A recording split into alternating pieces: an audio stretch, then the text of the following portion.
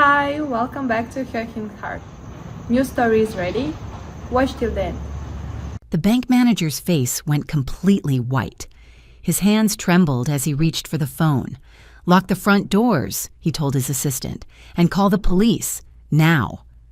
He looked at me like I had just handed him a live grenade instead of my dead grandfather's old passbook. The same passbook my mother threw in the trash just yesterday, calling it worthless junk that should have stayed buried with him. She was so sure it meant nothing. Turns out, some secrets refuse to stay in the grave, and some of them have teeth. But I'm getting ahead of myself. Let me start from the beginning. My name is Danica Gross. I'm 31 years old, and until that morning, I thought the most exciting part of my week would be fighting with my landlord about the broken radiator in my apartment. I work as a paralegal at a small law firm in Columbus, Ohio. It's not glamorous. The pay is modest.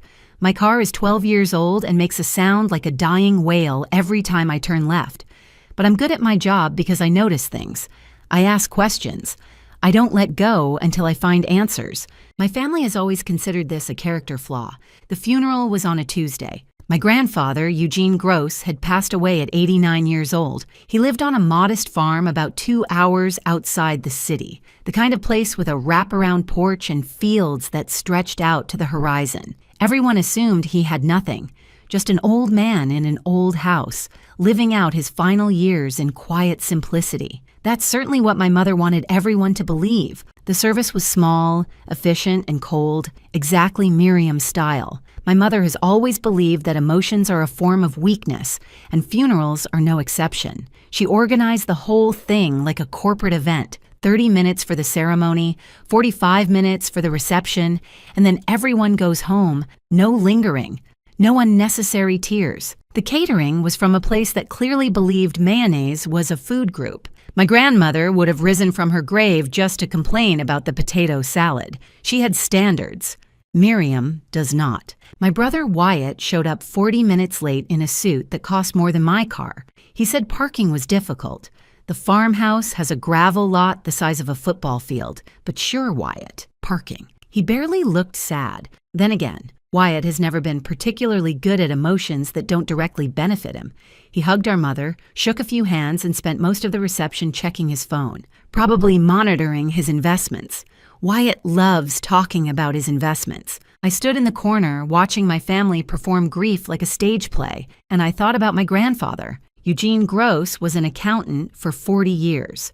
Numbers were his language. He could look at a spreadsheet and see stories that other people missed. He was also a chess player, and a good one. He taught me to play when I was 7 years old, sitting on that wraparound porch with a board between us and lemonade sweating in the summer heat. He used to say that chess wasn't about the pieces you captured. It was about the positions you created, the traps you set, the patience to wait for your opponent to make a mistake. His favorite saying was this: "The truth is patient. It can wait longer than any lie." I never understood what he meant by that, not until now. 2 weeks before he died, I visited him at the farmhouse. He was weak, his body was failing, but his eyes were sharp, focused, alive. He grabbed my hand with surprising strength and pulled me close. His voice was barely a whisper, but every word was deliberate. "The passbook," he said, "in my study. The chess book. Only you, Danica. Promise me." I promised. I didn't understand, but I promised. After the funeral service, the family gathered at the farmhouse. Miriam was already walking through the rooms, talking about selling the property, discussing potential buyers, calculating square footage like the body wasn't even cold yet. Wyatt nodded along, occasionally offering suggestions. They had clearly discussed this before, probably while Grandpa was still alive. I slipped away to his study. It was a small room lined with bookshelves smelling of old paper and pipe tobacco. Grandpa hadn't smoked in 20 years, but the scent never left. I found the chess book immediately. Strategic Endgames, a Master's Guide. It was his favorite. We had discussed the positions in that book 100 times. I pulled it from the shelf, and it felt wrong. Too heavy. I opened it, and my heart stopped. The pages had been hollowed out. Inside was an old leather passbook, worn at the edges, the kind of thing you might find in an antique store. It looked ancient, like something from another era. I brought it out to the living room, curious, wanting to share this discovery with my family. That was my mistake. Miriam saw it before I could even speak. Her reaction was immediate. Too fast.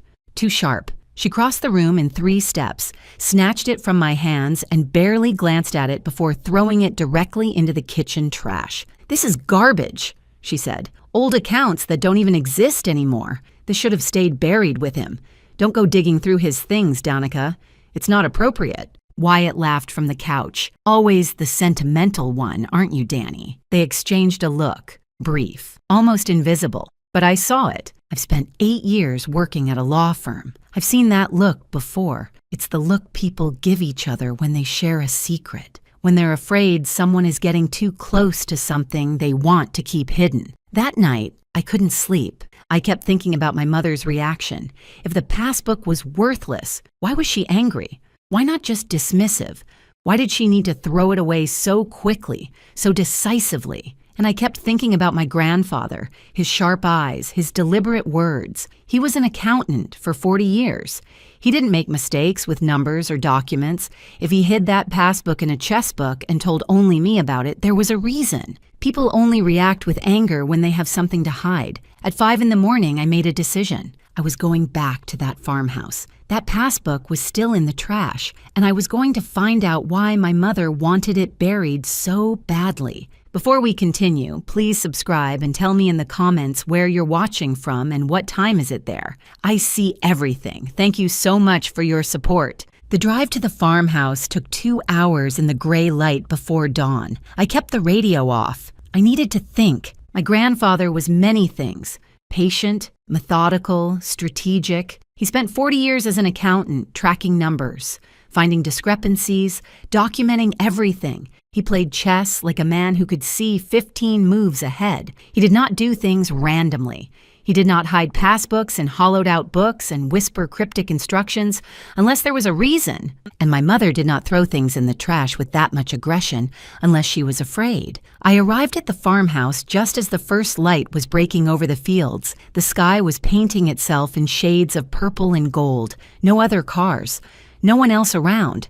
Perfect. I let myself in with the spare key that Grandpa kept under the 3rd porch step. The house was silent. Still, like it was holding its breath. I went straight to the kitchen. The trash can was exactly where I left it. I pulled out the bag, set it on the floor, and started digging. There I was, a grown woman with a college degree, elbow deep in garbage at 5:30 in the morning like some kind of raccoon in business casual. My grandfather would have been proud. My therapist would have had questions. The passbook was near the bottom, underneath coffee grounds and paper napkins from the funeral reception. I pulled it out, wiped it clean with my sleeve, and examined it properly for the first time. The leather cover was old and worn, made to look like something from decades ago. But when I opened it, something was different. The account number inside didn't match the old-fashioned appearance. The format was wrong. Too many digits. Too modern. And then I found the note. Tucked into the spine of the passbook, folded into a tiny square, was a piece of paper in my grandfather's careful handwriting. Account number 77412289. They don't know about this one. Ask for the full history. Trust no one in the family. Only you, Danica. I read it 3 times. They don't know. Meaning Miriam, meaning Wyatt. My grandfather had hidden something from his own family. He had trusted only me to find it. I took photos of everything. The passbook, the note, the account number. I uploaded them to cloud storage immediately. Working at a law firm teaches you certain habits. Documents can be destroyed. Files can be lost. But digital backups are forever. I drove home with the passbook in my bag and questions burning in my mind. The first call came at 10 in the morning. Miriam. Her voice was sweet, concerned, motherly. Everything she isn't. Just checking on you after yesterday, she said. Such a hard day for all of us. I waited. There was more coming. You didn't take anything from the farmhouse, did you? Everything belongs to the estate now. We need to catalog it properly before the sale. I lied smoothly. Just one of Grandpa's chess books, for memories. There was a pause. I could hear her calculating, deciding whether to push further. Then her voice relaxed. Good. That's fine. But don't go digging through his things anymore, Danica. Some things are better left alone. Your grandfather wasn't, well, he wasn't himself these last few years. His mind was going. He didn't always know what was real and what wasn't. I said nothing, but inside, I was screaming. 2 weeks ago, my grandfather looked me in the eye and gave me specific instructions. The passbook, the chess book, only me. That wasn't a confused old man. That was a man with a plan.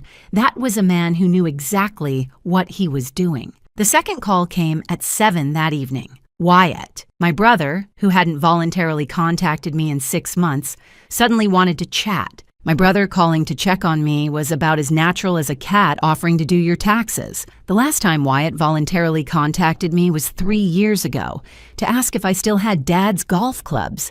I did. He took them. I never saw them again. Some patterns you learn to recognize. "Hey, Danny," he said, his voice too casual, too friendly. "Mom mentioned you've been asking about Grandpa's stuff. Just wanted to make sure you're okay." "I'm fine," I said. "Just processing." He hummed sympathetically, then carefully. "You know, Grandpa didn't really have much, right? The farmhouse, some furniture. Mom and I already talked about it. She's going to handle the sale. I'll take care of the property stuff. You don't need to worry about any of it." And there it was. They had already divided everything. Miriam gets the money. Wyatt gets the property. Danica gets nothing. They assumed I would just accept it. They assumed I wouldn't ask questions. His parting words, "Just let it go, Danny. You know how Mom gets. It's not worth the fight." After I hung up, I sat in my apartment and thought about the timing. Miriam called at 10. Wyatt called at 7, 9 hours apart. Almost like they were coordinating. Almost like they were checking what I knew, confirming their stories, making sure their lies were aligned. They were scared of something. This is exactly why I keep records of everything. Every conversation, every date, every detail. Working at a law firm teaches you that memories fade, but documents are forever. I wrote down both calls word for word, time, duration, exact phrases. I looked at the passbook again, at my grandfather's note, at the account number that was too modern for the old leather cover. Tomorrow, I was taking a personal day. I was going to that bank. I was going to find out what my grandfather hid. And whatever my mother was so desperate to keep buried, I was going to drag it into the light. I took a personal day from work, which my boss granted with minimal questions. One of the benefits of never taking time off is that people don't argue when you finally do. The drive to the bank took 2 hours. First Regional Savings had been absorbed by a larger institution years ago, but the main branch still existed in a small town called Millbrook. It was the kind of place with one traffic light and a diner that had probably been serving the same coffee since 1972. I walked into the bank at 9:15 carrying the passbook, my ID, my grandfather's death certificate, and documents proving I was family. I expected nothing, maybe a few $100s in a forgotten account, maybe just answers. The young teller at the counter smiled when I approached. She took the passbook, examined it with polite curiosity, and typed the account number into her computer. Her smile faded. She excused herself, made a phone call in the back, spoke in hushed tones I couldn't hear. 20 minutes passed. I sat in the lobby watching the clock, starting to feel foolish. Maybe Miriam was right. Maybe this was nothing. Maybe I had driven 2 hours for an empty account and a dead end. I sat in that lobby so long I learned the security guard's entire life story. His name was Carl. He was training for a 5K. His wife made him give up bread. I have never seen a man look so sad while standing 3 feet from a bowl of complimentary mints. Then a man in an expensive suit appeared, tall, gray at the temples, with the kind of face that was professionally neutral. He introduced himself as Theodore Calloway, regional manager. He asked me to come to his private office. His hands were slightly unsteady when he took the passbook from me. He examined it like it might explode. Then he sat down heavily in his leather chair and let out a long breath. "Miss Gross," he said carefully, "this account is flagged in our system." I felt my stomach drop. Flagged. That word never means anything good. But he continued. "Not because of anything you've done, because of its history," he explained. The account wasn't from 1962, despite what the old passbook cover suggested. It was opened in 2010. My grandfather had deliberately used the vintage cover to disguise it. to hide it. The account was a savings instrument with compound interest. It had been untouched for 14 years. The current balance was, he wrote a number on a piece of paper and slid it across the desk, $2,147,832. When I saw that number, I made a sound that I can only describe as what happens when you accidentally sit on a cat. Part gasp, part wheeze, part desperate need to lie down. The bank manager offered me water. I needed something stronger. $2 million. My grandfather, who everyone thought had nothing, who lived in a modest farmhouse and wore the same 3 sweaters for 20 years, had $2 million hidden in an account no one knew about. But Theodore Calloway wasn't celebrating with me. His face was getting more worried, not less. "There's something else," he said. "In 2015, someone attempted to access this account. They had power of attorney documents for Eugene Gross. They had what appeared to be his signature authorizing the transfer. But our verification system flagged inconsistencies in the documents. The signatures didn't quite match our records. The access was denied, and the attempt was logged in our security system." My mouth was dry. "Who?" I asked, already knowing the answer. Calloway looked at his papers. The person who attempted access was listed as Miriam Gross. He paused. "Is that a relative of yours?" "My mother. My mother tried to steal this money 9 years ago. She failed, but she tried." Calloway made more calls. More people arrived. A woman from their security division, a man from legal. They pulled records from their archives and from other banks where my grandfather had accounts. The picture that emerged was devastating. My grandfather had money.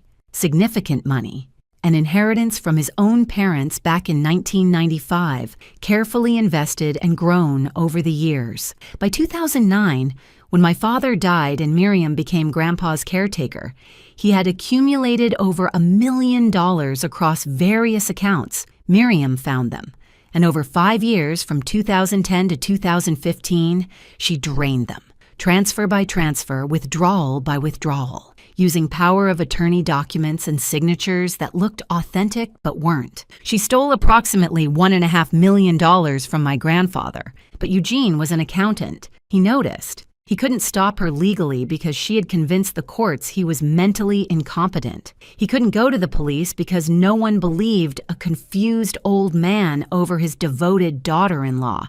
He was trapped. So he did the only thing he could do. He hid what was left. In 2010, when he realized what was happening, he secretly opened this account, transferred $1 million into it, used the old Passbook cover to disguise it, told no one. This account was his lifeboat, his insurance policy, his final move in a chess game against a woman who had stolen everything else from him. Calloway looked at me with something like respect. "There's one more thing you should know," he said. "In 2019, your grandfather filed a formal complaint with our fraud department. He claimed his daughter-in-law was stealing from him. He said no one would believe him because he had been declared mentally incompetent." He paused. "We couldn't proceed without the original account documentation, without proof that he had assets she wasn't supposed to access, without this." He held up the passbook. "Your grandfather was trying to prove he was being robbed, and now you've just brought us the evidence he couldn't provide while he was alive." I sat in that leather chair holding my dead grandfather's secret, and I finally understood. Eugene hadn't given up. He hadn't surrendered to confusion or despair. He had spent 9 years building a case, preparing evidence, waiting for the right moment, and he had left the key with the one person he trusted to finish what he started, me. Calloway reached for his phone. "Miss Gross," he said, "I need to contact our security division, and I think we'll need to involve law enforcement. This account is evidence of serious financial crimes." I nodded slowly. I had come here expecting nothing. Maybe a few $100s, maybe closure. Instead, I found $2 million and proof that my mother was a thief. And somewhere, I was absolutely certain my grandfather was smiling. If you're still with me on this journey, I just want to say thank you from the bottom of my heart. Please hit that subscribe button if you haven't already. Your support means everything to me, And I promise the best part of this story is still coming. The police arrived at the bank within 2 hours of Theodore Calloway's call. 2 detectives from the Financial Crimes Division, both carrying notebooks and the kind of expressions that suggested they had seen this before. Elder financial abuse, they called it, one of the fastest-growing crimes in America, and the perpetrators are almost always family. The lead detective was a woman named Tabitha Jefferson, mid-40s, sharp eyes, no-nonsense demeanor. She had been working financial crimes for 15 years, and she told me something that stuck with me. "These cases break my heart every time," she said, "because the victims are trapped. They depend on the people who are stealing from them. They love the people who are hurting them. And when they try to speak up, nobody believes them." She looked at the passbook in my hands. "Your grandfather fought back the only way he could. With documentation, with evidence, with patience." The investigation moved quickly after that. Calloway provided the bank's records. The 2015 access attempt was documented in detail. The forged signatures, the fraudulent power of attorney, the security flags that had stopped the transfer. It was all there, preserved in the bank's digital archives like a fly trapped in amber. But that was just the beginning. 3 days after my visit to the bank, I received a phone call that changed everything. The voice on the other end was old but steady. He introduced himself as Lawrence Whitmore, attorney at law, 75 years old, and Eugene Gross's friend for over 40 years. "Your grandfather gave me specific instructions," he said. "If he died, I was to contact you. Only you. No one else in the family." He was very clear about that. I drove to his office that afternoon. It was a small practice in a quiet part of town, the kind of place where lawyers still had wooden bookshelves and framed diplomas from decades past. Whitmore met me at the door. He was tall, slightly stooped with age, but his handshake was firm and his eyes were kind. Eugene and I played chess together for 40 years. He told me. He was the most methodical man I ever knew. When he came to me in 2020 and told me what was happening, I believed him immediately. Because Eugene didn't make accusations lightly, and he didn't come empty-handed. He led me to his office and placed a thick folder on the desk between us. "Your grandfather spent 4 years building this," he said. He knew no one would believe him while he was alive, so he prepared for after. I opened the folder with trembling hands. Inside was everything. Copies of the forged power of attorney documents, side by side with examples of my grandfather's real signature. The differences were subtle but clear, once you knew what to look for. The loops were too perfect. The pressure was too even. My mother had traced his signature, probably from documents she had access to, and she had done it well enough to fool most people. But not well enough to fool a bank's verification system, and not well enough to fool an accountant who had spent 40 years spotting discrepancies. There were bank statements, transaction records, a detailed log in my grandfather's handwriting, documenting every suspicious withdrawal, every transfer he hadn't authorized, every lie my mother had told to cover her tracks, dates, amounts, account numbers. 4 years of meticulous documentation, and at the bottom of the folder, in a sealed envelope, was a notarized sworn statement dated 2022. I read it slowly, my grandfather's voice echoing in my mind with every word. He described everything. How Miriam had taken control of his finances after his son died in 2009. How she had convinced doctors that he was showing signs of dementia when he wasn't. How she had isolated him from the outside world, controlling his phone calls, his visitors, his access to information. How she had stolen from him systematically for years while pretending to be his devoted caretaker. His final words in the statement hit me like a punch to the chest. "I am of sound mind. I know exactly what I am doing. I am leaving this evidence for my granddaughter Danica because she is the only one who will do what is right. She has always asked the questions that others were afraid to ask. I trust her to finish what I could not." I sat in that office and cried. Not from sadness, from something harder to name. Pride, maybe, and grief for all the years he had spent alone, knowing the truth, unable to make anyone believe him. Detective Jefferson called me the next day with more news, and this time it wasn't about my mother. "We've been looking into the money trail," she said, "where the stolen funds went after they left your grandfather's accounts, and we found something interesting about your brother, Wyatt. Golden child Wyatt, with his expensive suits and his investment portfolio and his smug certainty that he was better than everyone else. He didn't just receive money from your mother," Jefferson continued. "He created a shell company, Garrett Holdings, LLC, registered using his middle name. Over $600,000 was laundered through that company over 5 years. He wasn't an innocent beneficiary, Miss Gross. He was an active participant in the scheme. My brother, who had called me to tell me to let it go. My brother, who had laughed at me for being sentimental. My brother had helped my mother steal from our grandfather and had built his entire lifestyle on the proceeds. His house, his car, his investments, all of it was stolen money, hidden behind corporate paperwork and family lies. But the revelations weren't finished. Jefferson's team ran background checks on everyone involved. Standard procedure, she said, and they found something in my mother's past that explained everything. In 2002, Miriam's own mother had died. The woman had approximately $200,000 in savings. When the estate was settled, there was almost nothing left. Other family members had suspected something at the time, but they couldn't prove it. The money had simply vanished. My mother had done this before, to her own mother, 20 years before she did it to Eugene. And my grandfather had known. That was why he never trusted her. That was why he had been so careful, so methodical, so prepared. He had seen her pattern. He knew what she was capable of, and he had spent his final years making sure she wouldn't get away with it a second time. Detective Jefferson asked me to cooperate fully with the investigation, which meant keeping quiet. Not warning my mother, not confronting my brother, attending family dinners and pretending everything was normal while the case was built around them. 2 weeks of lies, 2 weeks of sitting across from people who had stolen from my grandfather, smiled at his funeral, and divided his estate like vultures, picking at a carcass. Sunday dinner at my mother's house was torture. My mother's chicken has always been a crime against poultry, but that night it felt appropriate. Here I was, choking down evidence of bad judgment while sitting across from a woman who had made bad judgment her entire career. Miriam talked about the farmhouse sale.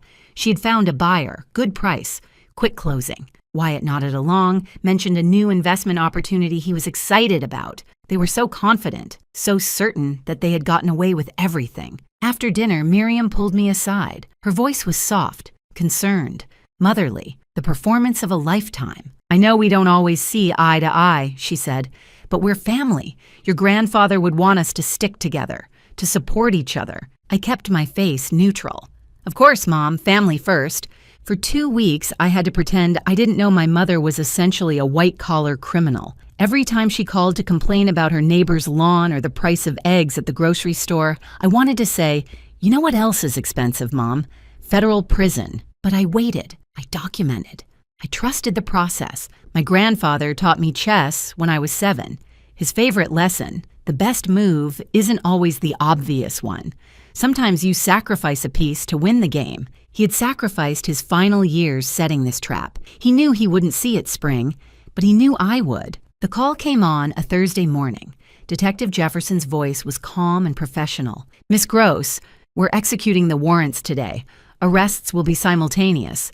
I thought you'd want to know." I thanked her, hung up, sat in silence for a long moment. My mother was about to lose everything. My brother was about to learn that betrayal has a price, and my grandfather's patience was finally about to pay off. The arrests happened at 7 in the morning, coordinated to the minute. No warning, no opportunity for them to contact each other, coordinate stories, or destroy evidence. Detective Jefferson had planned it perfectly. I wasn't there, but Jefferson told me the details later, and I have to admit, there was a certain satisfaction in hearing them. My mother answered her door still in her bathrobe, coffee cup in hand. She saw the badges and the uniforms, and for just a moment, her mask slipped. I imagine she looked like a woman watching her entire world collapse in slow motion. Detective Jefferson presented the warrant. Read the charges: fraud, forgery, elder financial abuse, theft. My mother tried one last manipulation. Her voice was steady, reasonable, the voice of a woman who had talked her way out of trouble her entire life. "This is a mistake," she said. My father-in-law was mentally unwell. He didn't know what he was saying. I was trying to protect him. Jefferson wasn't impressed. "Ma'am, we have 4 years of documented evidence, a notarized statement from your father-in-law, witnessed by an attorney, bank records of your attempted access to an account you didn't know existed, and a paper trail showing exactly where the money went. This isn't a mistake, this is consequences." My mother was handcuffed and walked to the police car. No screaming, no dramatic scene, just the quiet death of a lie that had lasted 15 years. Across town, at the same moment, my brother was in his office. He was in a meeting with clients when the officers walked in. I heard he went completely pale, tried to explain that there must be some confusion, tried to mention his lawyer. The officers weren't interested in negotiation. Wyatt was cuffed in front of his colleagues. His reputation died in that moment. Whatever he had built, whatever image he had cultivated, it was gone. You don't recover from being arrested for money laundering in your own conference room. The case moved through the courts over the following months. I attended some of the hearings, watched the evidence pile up, watched my mother's confident expression slowly crumble as the scope of the prosecution's case became clear. Her lawyer tried everything, claimed Eugene was mentally incompetent, so his statement was invalid. The prosecution brought in 3 doctors who had examined my grandfather over the years. All 3 testified that Eugene showed no signs of dementia. He was sharp, coherent, aware. The incompetency ruling, they explained, had been based on false information provided by Miriam herself. She had convinced the courts that her father-in-law was losing his mind so that no one would believe him when he said she was stealing from him. The judge was not sympathetic. Wyatt's lawyer tried a different approach. He came to me privately with an offer. Wyatt would testify against our mother in exchange for a reduced sentence. He claimed he had been manipulated, that he didn't know the full scope of what was happening, that he was a victim too. The lawyer delivered Wyatt's message carefully. "Your brother says he wants to make things right. He's willing to cooperate fully." I thought about it for exactly 3 seconds. "Tell my brother that our grandfather taught me chess," I said. "And in chess, you don't negotiate with pawns." It didn't matter anyway. The prosecutors weren't interested in Wyatt's cooperation. The shell company proved he wasn't a passive recipient of family generosity. He had created corporate structures to hide stolen money. He had signed documents. He had made transfers. He knew exactly where the money came from, and he had helped conceal it. No deal, full charges. The sentencing hearing was on a cold day in February, 3 months after the arrests. Federal courthouse, wood-paneled walls, the American flag hanging behind the judge's bench. Before the sentences were read, the prosecutor asked to present a statement from the victim, from Eugene. The courtroom went quiet as she read his words aloud. "My daughter-in-law stole my money and my dignity. She convinced the world I was losing my mind while she emptied my life savings. No one believed me, but I am not confused. I know exactly what is being done to me, and I am leaving a record so that one day the truth will come out." I watched my mother's face as those words filled the room. She stared straight ahead, expressionless, but her hands were shaking. Wyatt wouldn't meet my eyes. He looked smaller somehow, diminished. The confident, successful brother who had always looked down on me was gone. In his place was just a man who had bet everything on a lie and lost. The judge delivered the sentences. Miriam Gross, 7 years in federal prison, no possibility of early parole, full restitution ordered. Everything she owned would be liquidated and returned to the estate. Wyatt Gross, 3 years in federal prison. Felony conviction that would follow him for the rest of his life. His investment career, his professional reputation, his carefully constructed image of success. All of it was over. I sat in that courtroom and felt something I didn't expect. Not triumph, not satisfaction, just a quiet sense of completion, like a book finally reaching its last chapter. After the hearing, Detective Jefferson found me in the hallway. "Your grandfather would be proud," she said. "He fought for years. You finished it." I thanked her, shook her hand, walked out of the courthouse into the cold February air. Later, Wyatt's lawyer called me one more time, asked if I would consider visiting my brother in prison. He said Wyatt wanted to apologize, wanted to explain. I said I would think about it. Wyatt's lawyer actually asked if I'd visit him in prison. I said I'd think about it.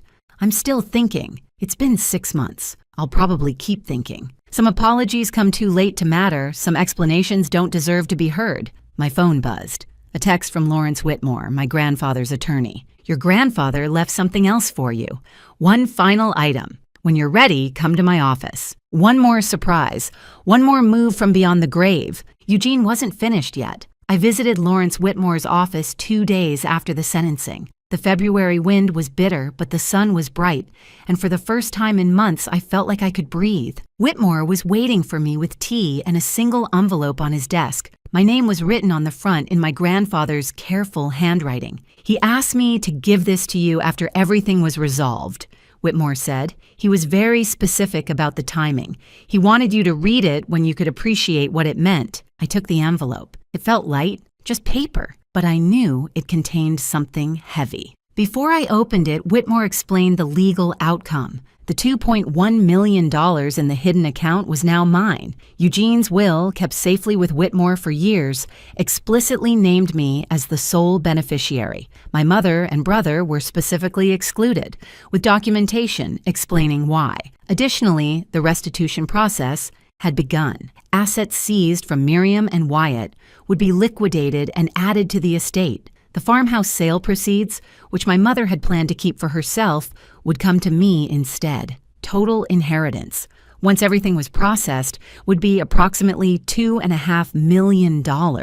I nodded, but the money felt abstract, distant. What I really wanted was in that envelope. I opened it carefully. Inside were 2 pages, covered front and back in my grandfather's handwriting.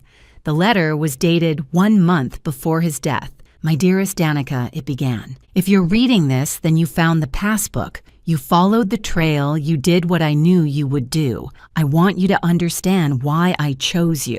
Your brother was always his mother's son. I watched him grow up learning her values, taking shortcuts, believing that the ends justify the means. I hoped he would change, but hope is not a strategy. An accountant knows better than to trust hope. Your mother never loved me. She loved what I represented: security, respectability, access to resources she could control. When your father died, God rest his soul, she saw an opportunity. An old man with money and no one to protect him. She thought I was an easy target. She was wrong.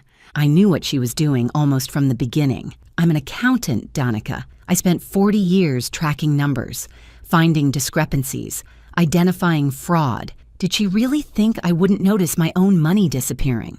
But I was trapped. She had the legal authority. She had convinced everyone that I was losing my mind. Every time I tried to fight back, she tightened her grip.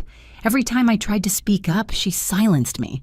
So I did what I do best. I documented, I prepared, I waited. The truth is patient, Danica. It can wait longer than any lie. I hid what I could, built the evidence, left instructions with Lawrence, and I trusted you to finish what I started. You were always different from the rest of them. You visited me because you wanted to, not because you expected something. You played chess with me for the game, not for the inheritance. You asked questions that made your mother uncomfortable. You never accepted easy answers.